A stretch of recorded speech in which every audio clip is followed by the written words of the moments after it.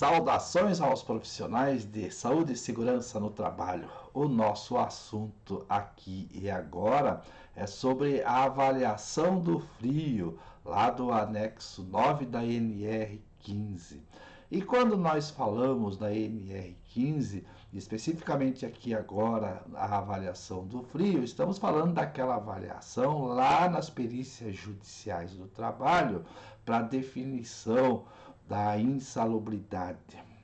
Então, o que acontece é assim, lá no anexo 9 você tem o disposto legal de como é feita aquela avaliação qualitativa do frio, aonde o perito faz a avaliação do ambiente de trabalho, das condições de câmara fria, exposição em câmara fria ou então em ambientes similares, né? E as avaliações dos equipamentos de proteção individual, da sua eficácia, daqueles que são utilizados. Agora, um grande equívoco que ocorre muito nas perícias, já vi isso, e são frequentes as perguntas envolvendo o artigo 253 da CLT.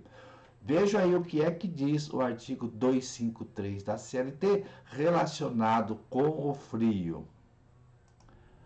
O artigo 253, conforme você está vendo aí, diz assim: para os empregados que trabalham no interior das câmaras frigoríficas e para os que movimentam mercadorias do ambiente quente ou normal para o frio e vice-versa, depois de 1h40 de trabalho contínuo, será assegurado um período de 20 minutos de repouso, computado esse intervalo como de trabalho efetivo. Agora aqui, preste atenção no parágrafo único. Considera-se artificialmente frio para os fins do presente artigo o que for inferior na primeira, segunda e terceira zonas climáticas do mapa oficial do Ministério do Trabalho, Indústria e Comércio, e 15 graus na quarta zona e nas quintas e sétimas zonas a 10 graus.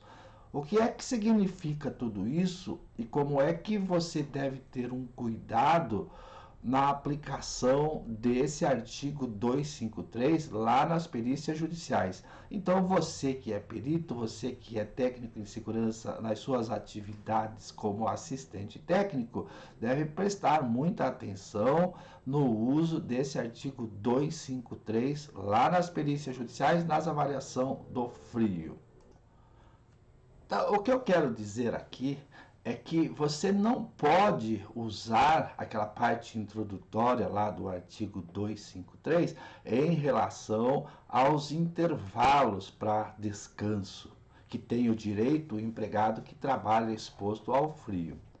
O perito não pode, lá na empresa, perguntar se a empresa concede ou não concede aquele direito àquele intervalo.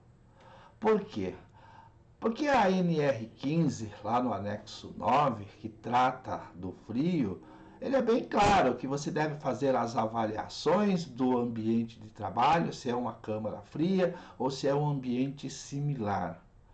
A aplicação desse artigo 253 da CLT não pode ser usado para o perito, no caso, nas avaliações do frio. Não pode o perito, por exemplo, e isso eu já vi, de uma forma equivocada, o perito entender que se a empresa não concede aquele repouso de 15 minutos, de 20 minutos, né, considerar como insalubre a atividade em razão da não concessão daquele período de descanso. Não pode. A NR15, lá no anexo 9, é bem claro e não faz menção a esse direito, a esse intervalo. Então, o teu laudo ele pode ser impugnado se você utilizar daquele conceito lá do artigo 253 e considerar insalubre a atividade do empregado porque a empresa não concede aquele intervalo. Lá no artigo 253, o que você pode utilizar e a Justiça do Trabalho aceita tranquilamente é aquelas tabelas climáticas lá do IBGE. Dependendo da região do país, considera-se frio aquelas atividades inferior a 10 graus, a 12 graus ou 15 graus, conforme a tabela.